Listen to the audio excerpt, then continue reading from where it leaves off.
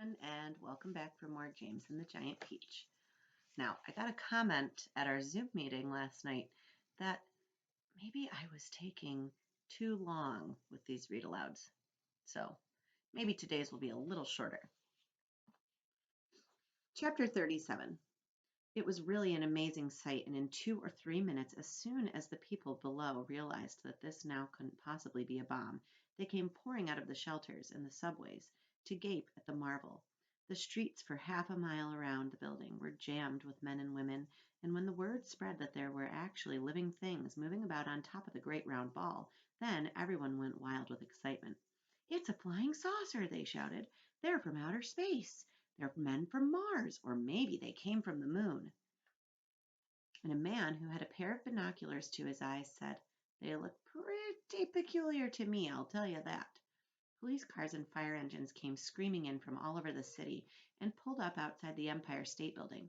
200 firemen and 600 policemen swarmed into the building and went up in the elevators as high as they could go. Then they poured out onto the observation roof, which is the place where tourists stand, just at the bottom of the big spike.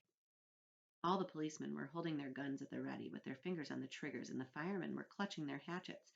But from where they stood, almost directly underneath the peach, they couldn't actually see the travelers up on top. "Ahoy there!" shouted the chief of police. "Come out and show yourselves!" Suddenly, the great brown head of the centipede appeared over the side of the peach.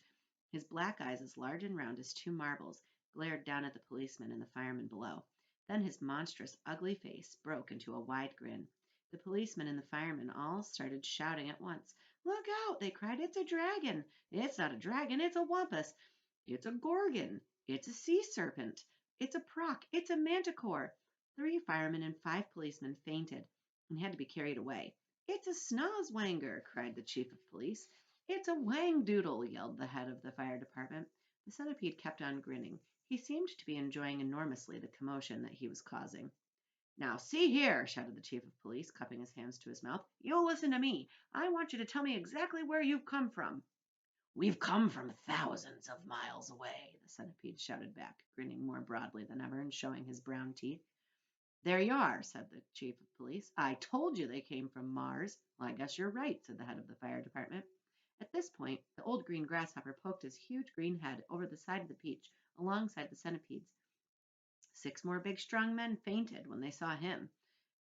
"That one's an oink!" screamed the head of the fire department. "I just know it's an oink." "Or a cockatrice!" yelled the chief of police. "Stand back, men. It may jump down on us at any moment." "What on earth are they talking about?" the old green grasshopper said to the centipede. "Search me," the centipede answered, "but they seem to be in an awful stew about something." Then Miss Spider's large, black, murderous-looking head, which was to a stranger was probably the most terrifying thing of all, appeared next to the grasshoppers. "Snakes and ladders!" yelled the head of the fire department. "We're finished now. It's a giant scorpula." "It's worse than that," cried the chief of police. "It's a vermicious knid. Oh, just look at its vermicious, gruesome face." "Is that the kind of thing that eats fully grown men for breakfast?" the head of the fire department asked, going white as a sheet. "I'm afraid it is," the chief of police answered. "Oh, please, why doesn't someone help us to get down from here?" Miss Spider called out. "It's making me giddy." "This could be a trick," said the head of the fire department. "Don't anyone make a move until I say." "They've probably got space guns," muttered the chief of police. "But we've got something too. Or we've got to do something," said the head of the fire department grimly. "About 5 million people below are standing down there on the streets watching us." "Well, then why don't you put up the ladder?" the chief of police asked him. "I'll stand at the bottom and hold it steady for you while you go up and see what's happening." "Thanks very much," snapped the head of the fire department. Soon there were no less than 7 large, fantastic faces peering down over the side of the peach. The centipedes, the old green grasshoppers, Miss Spiders, the earthworms, the ladybugs, the silkworms, and the glowworms, and a sort of panic was beginning to break out along the firemen and the policemen on the rooftop. Then, all at once, the panic stopped, and a great gasp of astonishment went up all around, for now a small boy was seen to be standing up there beside the other creatures. His hair was blowing in the wind, and he was laughing and waving and calling out, "Hello, everybody, hello!" For a few moments, the men below just stood and stared and gaped. They simply couldn't believe their eyes. "Bless my soul!" cried the head of the fire department. going red in the face. It really is a little boy, isn't it? Don't be frightened of us, please, James called out. We're so glad to be here. Well, what about those others beside you? Shouted the chief of police. Are any of them dangerous?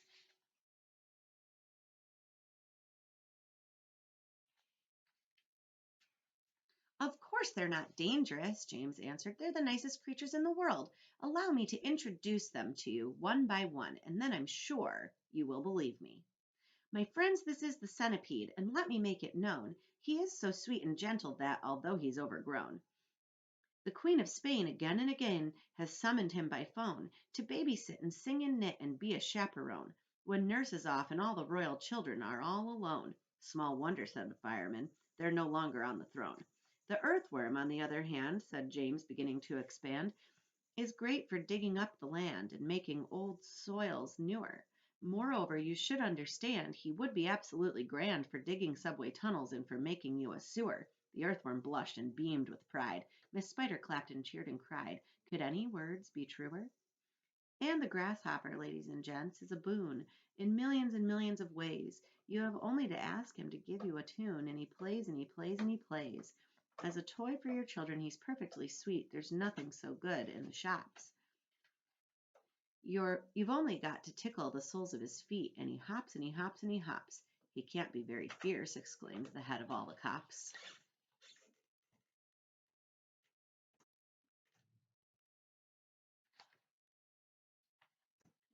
And now, without excuse, I'd like to introduce this charming glowworm lover of simplicity.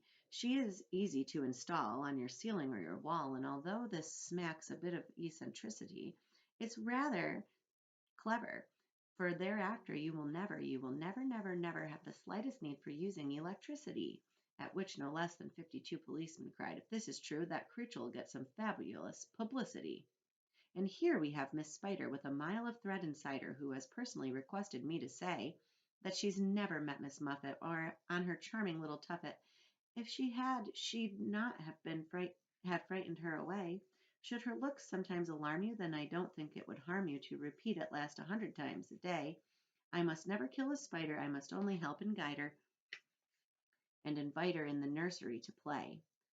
The police all nodded silently, and the firemen smiled politely, and about a dozen people cried, hooray. And here's my darling ladybug, so beautiful, so kind, my greatest comfort since this trip began. She has 400 children and she's left them all behind, but they're coming on the next peach if they can.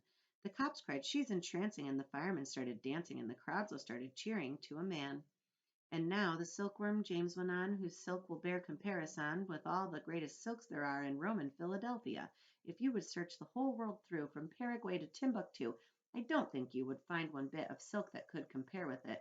Even the shops in Singapore don't have the stuff, and what is more, this silkworm had, I'll have you know, the honor not so long ago to spin and weave and sew and press the Queen of England's wedding dress. And she's already made and sent a waistcoat for your president. Well, good for her, the cops cried out, and all at once a mighty shout went up around the Empire State. Let's get them down at once. Why wait?